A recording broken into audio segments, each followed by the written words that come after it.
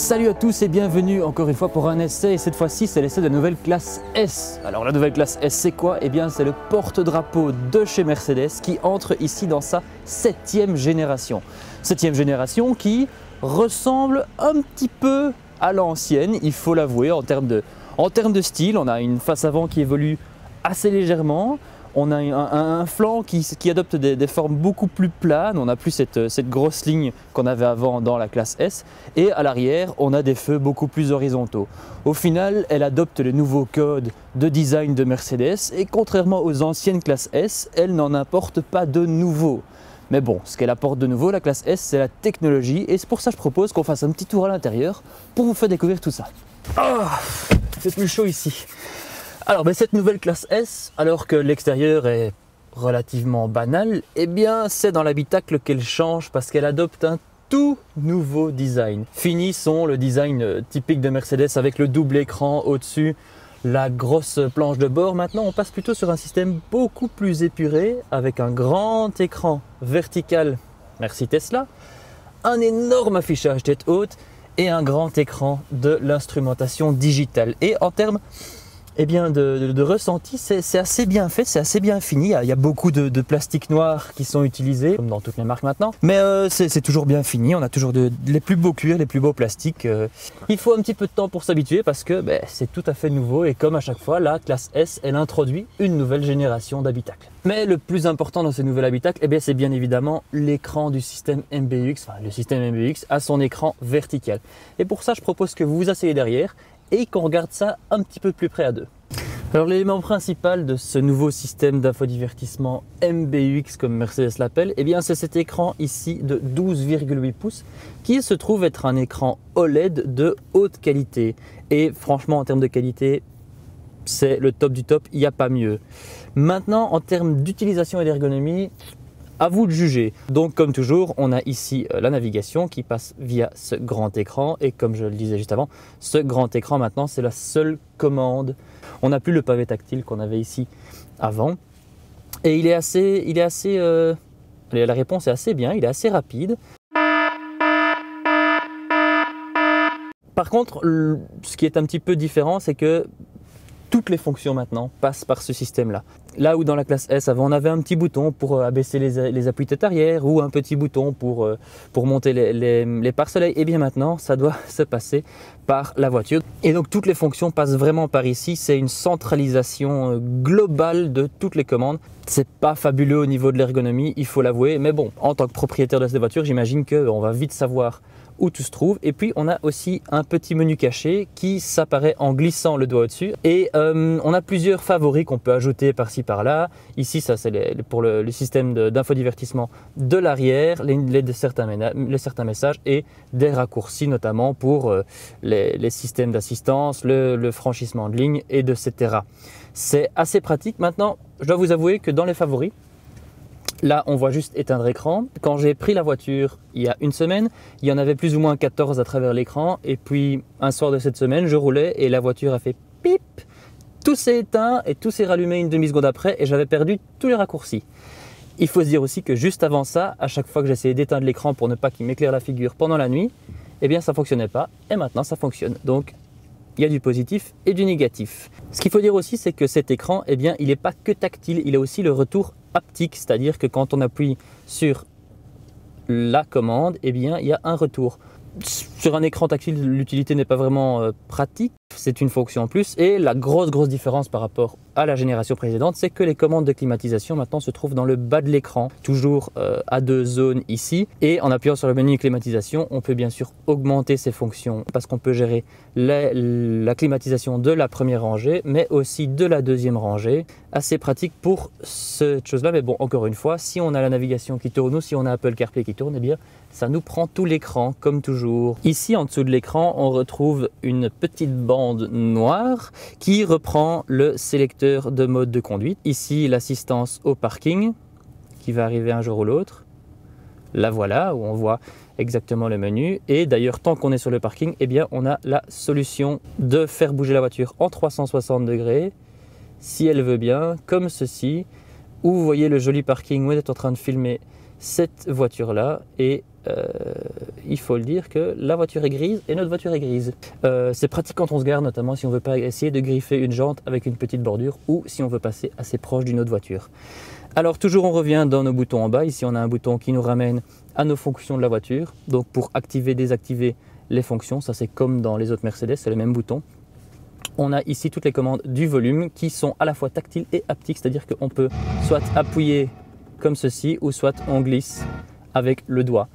C'est assez pratique au final. Et puis le bouton d'éteindre. Bref, on va peut-être aller dans tout ce qui est confort, hein, non? Oui, on va voir tout ce qui est confort. Alors bien sûr, en tant que classe S, nous avons les sièges chauffants, les sièges ventilés qui sont ici aussi massants.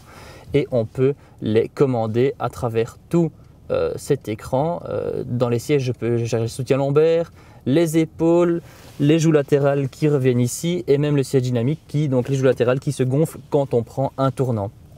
En massage, en massage, la classe S a 10 fonctions de massage qui vont du dos aux épaules et qui font même vibrer l'assise. Alors, vibrer l'assise, je ne vois pas vraiment l'utilité, enfin j'ai une utilité mais je ne vais pas la dire. Alors on a aussi une fonction que Mercedes appelle Energizing Comfort, avec le bon accent, qui reprend en fait plusieurs fonctions de la voiture, de l'éclairage d'ambiance, au siège massant, au siège ventilé, au siège chauffant, même au parfum que la voiture émet et aux petits sons que les baffles peuvent produire. Et c'est classé à travers différentes fonctions ici, où on a par exemple fraîcheur, où on a un éclairage bleu qui est censé nous réveiller le matin, chaleur, quand on a un petit peu froid dehors, ça fait comme s'il y avait un feu allumé. Bref, certaines personnes, ça leur plaît, d'autres pas. C'est une fonction comme une autre au final. Une fois sur deux, on se retrouve à rappuyer sur le même bouton, enfin sur la même commande. D'utilisation, c'est un peu frustrant en termes d'ergonomie surtout.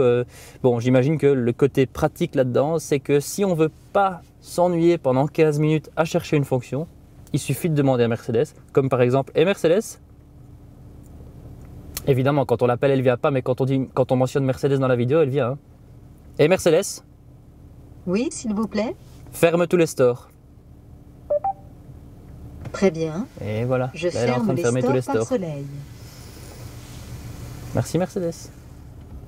Et donc aussi ce système, eh bien, on ne sait pas vraiment l'éteindre et surtout quand on éteint la voiture, il est toujours actif et l'alarme travaille en conjonction avec toutes les caméras qu'il y a autour et on peut dans l'application avoir le dashcam où il suffit de mettre une clé USB et elle enregistre tout ce qu'on fait.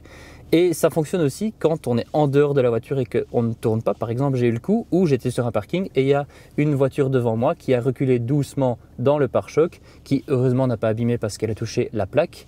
Et la voiture a senti qu'il y avait une collision et quand je suis rentré dans la voiture, j'avais un petit message me disant « Attention, nous avons repéré une collision de telle à telle heure, voulez voir l'enregistrement vidéo ou voulez-vous activer la fonction vidéo ?» Et si j'avais eu un stick USB à ce moment-là, eh bien j'aurais pu voir l'enregistrement vidéo, reconnaître la plaque, même voir la personne qui sort et pouvoir lui montrer ou la confronter ou même quand c'est plus grave, eh bien, le montrer à la police. C'est assez pratique ça. Au niveau technologie, eh bien, il n'y a pas que le système MBUX, il y a plein d'autres innovations, mais ça, on va vous les présenter en roulant.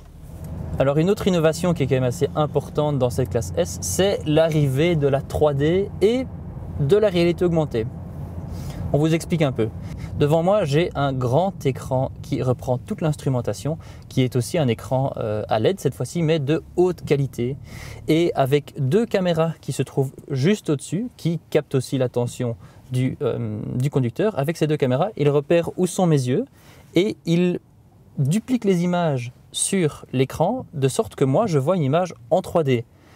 Alors on peut se dire à quoi ça sert si on a déjà un écran devant nous. L'atout, c'est vraiment qu'on a l'impression d'avoir une instrumentation physique et pas digital. Certes, il y a des petits gimmicks, on voit des petites vagues derrière dépendant le mode qu'on a choisi pour les écrans, mais c'est surtout très très pratique lorsqu'on voit la carte, parce qu'on voit vraiment la carte en 3D et on voit assez loin, c'est vraiment assez impressionnant et l'œil met quelques petites secondes à s'habituer parce que c'est un petit peu discordant, on se dit ah, qu'est-ce qui se passe ici, mais quand on bouge la tête, quand on bouge les yeux, eh bien l'image nous suit et au final c'est assez pratique. Une autre chose pratique, eh bien, c'est cet affichage tête haute qui, comme sur la Mercedes, elles ont toujours eu un affichage tête haute depuis quelques générations. C'est assez pratique parce qu'il projette les informations importante, la vitesse, la limitation de vitesse et les assistances qui sont activées, eh bien, elle projette ça sur l'écran, sauf que celui-ci, eh bien, contrairement aux autres où c'est un petit écran, une petite dalle de 7 ou 8 pouces qui est projetée sur l'écran, ici on a une énorme dalle, à un point tel que Mercedes ne veut pas donner, enfin en tout cas dans ce communiqué de presse, ne donne pas la taille de la dalle, mais nous dit que assis au volant, on a l'impression d'avoir un écran de 77 pouces devant nous. Alors ça veut tout et rien dire. Ce que ça veut dire surtout, c'est que avec ce grand écran, ça leur ouvre la possibilité de faire la réalité augmentée. Donc sur les anciens systèmes de Mercedes, on avait déjà la caméra qui regardait la route devant et qui apposait des petites flèches bleues sur la route qu'on devait prendre ou sur le carrefour qu'on devait choisir. Et bien maintenant, à la place de faire ça et de montrer l'image de la caméra sur l'écran, eh bien on a ça directement en face de nous, ou à la place d'avoir une image, eh bien on a directement les petits points bleus qui se mettent plouf, parfaitement là où on doit tourner. Et au final, c'est impossible de rater un tournant ou de rater une sortie d'autoroute parce que ça se met devant nous et ça prend quasi toute la taille du pare-brise devant le conducteur. Alors ne vous inquiétez pas, ça ne bloque pas la vue non plus parce que la luminosité du système n'est pas très très forte. Donc ça fait un petit point bleu qu'on voit mais qui n'est pas du tout dérangeant, qui est même très très utile. Par contre, quand on dit technologie, eh bien il y a à boire et à manger, il y a tout et rien. Alors comme je le disais, les écrans et l'affichage tête haute, c'est assez bien pensé. Par contre le volant, eh bien en termes d'ergonomie, c'est pas ce que Mercedes a fait de mieux. Ici on a le volant AMG avec 4 rayons et pensez pas que c'est des boutons physiques, non. Il y a du tactile et il y a du tactile haptique. Et donc ici on a vraiment deux commandes séparées. On a toujours les commandes Mercedes où on peut choisir de commander l'écran central ou l'écran de l'instrumentation en fonction d'où on se trouve. Donc main gauche, instrumentation, main droite, écran central. Avec toujours le bouton Home, le bouton Retour et le petit pavé tactile. Sauf que là où avant on avait un petit bouton tactile qui se glissait assez facilement, et bien maintenant tout est tactile et ça glisse dans tous les sens. On ne sait pas vraiment où est le haut, où est le bas. C'est assez frustrant, surtout quand on prend une voiture pour une semaine et qu'on a à peine le temps de s'y habituer, c'est assez frustrant. Alors ce qui est encore plus ennuyant, c'est qu'en dessous, les petites commandes pour le régulateur de vitesse et le son, qui avant étaient des molettes en métal au toucher vraiment agréable, et bien maintenant c'est devenu du plastique noir qui est griffable et dès qu'on passe son doigt dessus, il y a une jolie trace de graisse. Voilà, moi je pense que subjectivement c'est une qualité, un ressenti qui ne devrait pas se trouver dans la classe S, mais bref, on ne sait pas faire autrement. Et comme c'est le cas pour tous les écrans tactiles, eh bien cet écran, on doit retirer les yeux de la route pour aller chercher une commande, pour aller appuyer sur la climatisation. On ne peut plus aller au toucher, au ressenti, parce que sinon on risque d'appuyer sur une autre commande. C'est un petit peu décevant, mais heureusement, contrairement à certaines autres marques, c'est assez clair, c'est assez bien fait. Et je ne sais pas si vous le voyez ici, quand on arrive à un feu rouge, on a carrément la caméra qui met devant nous les feux rouges. Parce que ici, par exemple, dans ma position, je ne les vois pas parce que j'ai le pare-soleil et le rétroviseur et il nous les affiche ici. C'est encore une fois un petit côté pratique. Et voilà, ça va, on peut avancer. Et en fait, il y a tellement de technologie qu'on en oublierait presque que c'est une voiture et qu'on en oublierait presque de vous parler des moteurs. Ici, on est en train d'essayer la S400D, c'est le diesel le plus puissant. En fait, au final, les diesels, ils ont le même moteur. C'est un 6 cylindres en ligne qui produit soit 286 chevaux dans la version 350D, soit 330 chevaux dans cette version-ci. Et côté essence, on a la S450 et la S500. Et petite différence entre les diesels et les essences, eh bien, c'est que les essences, elles ont ce que Mercedes appelle le EQ Boost, qui en fait est une hybridation légère avec un petit moteur de 22 chevaux qui se trouve, un petit moteur électrique de 22 chevaux qui se trouve entre la boîte et le moteur. Mais malgré que ce soit encore des 6 cylindres à l'ancienne, on va dire, donc sans hybridation et sans hybridation légère, eh bien cette classe S, S400D, qui est la plus grande, la plus grosse et la plus lourde des classes S, vu qu'elle est équipée des 4 roues motrices de série, eh bien la consommation est quand même assez serrée parce que le premier jour où je l'ai eu, j'ai fait un aller-retour à Hasselt et j'ai fait 6,7 litres de consommation, ce qui est quand même assez impressionnant pour une si grosse barge. Et en plus de sa frugalité, eh bien ce 6 cylindres, il est assez silencieux, on l'entend on l'entend pas du tout. On a un petit râle de diesel parfois, mais c'est vraiment pas dérangeant. Et ça aide au confort. Et d'ailleurs, tant qu'à parler du confort, eh bien, c'est la chose que la classe S fait parfaitement. C'est une grosse berline qui fait du confort. C'est une grosse berline confortable, luxueuse. On a ici des suspensions à air. C'est 2 séries sur toutes les classes S et les suspensions à air filtrent assez bien toutes les aspérités de la route. Alors sur ce modèle-ci en particulier, on ne l'a pas, mais il y a aussi l'option du e-Active Body Control. C'est un système hydraulique qui vient s'ajouter au-dessus des suspensions à air et qui permet de bouger la caisse de façon ultra rapide. Et d'ailleurs, quand la voiture est équipée de cette option-là, en cas de collision latérale, elle peut se soulever de 8 cm à la vitesse de l'éclair. Comme ça, la collision se fait sur le châssis et pas sur la portière, donc ce qui protège encore une fois les occupants. Et j'ai pris le mauvais tournant, je dois faire demi-tour et ça me donne l'opportunité de vous montrer une technologie assez importante dans cette classe S. C'est la direction intégrale. Contrairement aux autres voitures, eh bien, cette classe S, elle a le train arrière qui tourne aussi dans le sens opposé des roues avant. Et ici, il tourne à 10 degrés.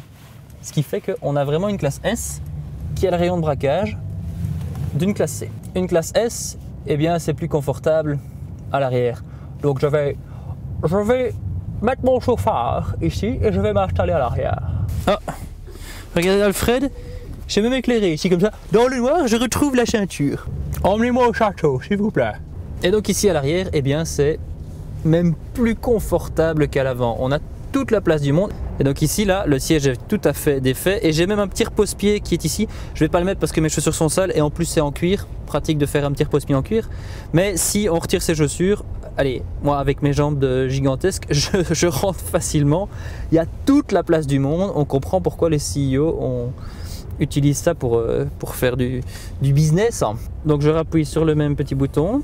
Voilà, donc là le siège va se ramener parce que je dois avoir accès au siège massant et pour l'instant je n'ai toujours pas touché l'écran. C'est le bon moment pour vous parler que logiquement il y a une petite tablette qui se trouve ici, une petite tablette tactile. Mais dans cette voiture de précis, il se trouve qu'elle n'y est pas. Donc je pourrais faire ça avec la tablette, mais pas ici. On va prendre quoi? Massage relaxant du dos et chaud.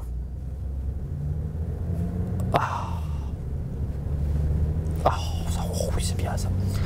Et donc côté luxe à l'arrière, on a même les mêmes commandes de siège que les sièges à l'avant. On a notre petit dessin de siège ici dans la porte où je peux régler mon assise. D'ailleurs, c'est aussi une des commandes qui est assez étrange parce que là où avant chez Mercedes c'était vraiment un bouton qu'on bougeait, ici on se demande si c'est pas tactile et il faut vraiment appuyer comme un cincy pour que ça bouge. Et en fait le bouton lui-même ne bouge pas du tout, c'est assez étrange. Et ce que je peux faire aussi avec le petit bouton ici, c'est régler la distance avec le siège devant. Donc je me donne un petit peu plus d'espace aux jambes, tout en laissant de la place à Nicolas pour qu'il puisse voir. Et je... Non, Félix. Voilà. Et je peux abaisser mon siège de manière tout à fait longue pour carrément, eh bien, me faire un petit lit tout en recevant un massage et en ayant le siège chauffant. Alors franchement en termes de luxe, que demander de plus hein. Merde, je sais pas comment on défait ça. Et Mercedes? Oui, s'il vous plaît. Rabat les appuis-têtes. Désolé, je ne peux malheureusement pas vous aider. Sa mère! Et ici à l'arrière, les deux passagers ont une tablette de 11 pouces devant eux qui est tout à fait tactile. Alors je vais utiliser le siège avant pour la ramener et vers moi. Et au final, en fait, c'est exactement le même système MBUX que celui devant. Je vais vous le montrer avec la petite caméra ici. On a vraiment le même système qu'à l'avant, avec les mêmes commandes et tout ça. Et on peut commander les choses spécifiques. Par exemple, si je vais dans confort, je peux sélectionner mon massage. Là, pour l'instant, j'ai un petit massage du dos. Je peux aussi régler tout le positionnement du siège ici en l'avançant, le reculant. Bon, c'est pas la commande la plus pratique, surtout qu'en fait ici on a toutes les commandes qu'il faut, donc c'est un petit peu redondant. Bref, on peut aussi voir l'éclairage d'ambiance. Alors ce qu'on peut faire aussi, je vais essayer de vous le montrer, c'est dans les médias. Moi je peux, via les prises HDMI qui sont juste ici, je sais pas si vous les voyez bien, juste ici. Je peux raccorder un appareil et sélectionner par exemple l'HDMI 2 de ce côté-ci et l'HDMI 1 de ce côté-là. Comme ça, moi, je peux regarder une vidéo de NM Garage ici par exemple, tandis que la personne à côté de moi regarde un dessin animé. Et vu que c'est un port HDMI, on peut aussi brancher une console de jeu pour les geeks parmi nous. Alors dans le bas, j'ai quelques commandes et bien sûr, je peux régler ma température, ce qui est aussi une commande redondante parce que j'ai aussi une petite commande ici. Et encore, si j'avais la petite tablette, je pourrais le commander via ici aussi. Donc je peux commander mes sièges soit à travers l'écran ou à travers les commandes ici. Je peux commander ma climatisation à travers l'écran, à travers le petit écran là ou à travers la télécommande. Bref, il y a l'embarras du choix dans cette voiture pour les commandes. Alors cette nouvelle classe S, qu'est-ce qu'on en pense? Eh bien encore une fois, c'est le paroxysme du confort de chez Mercedes, que ce soit en termes d'isolation, que ce soit en termes de confort de suspension et un petit peu en termes de technologie, c'est vraiment le confort. Alors certes, l'ergonomie parfois de la tablette à l'avant, c'est pas ce qu'il y a de mieux, mais bon, ça, ce sera le problème du chauffeur. Hein. Zoom pas trop à ma sale gueule. Encore une fois, merci d'avoir regardé cette vidéo et comme d'habitude, n'oubliez pas de vous abonner, de laisser un petit commentaire et d'appuyer sur la petite cloche, comme ça vous êtes informé à chaque fois qu'on met une nouvelle vidéo. Sur ce, nous, on va se remettre à l'intérieur au chaud et on vous retrouve pour d'autres prochaines vidéos. Salut!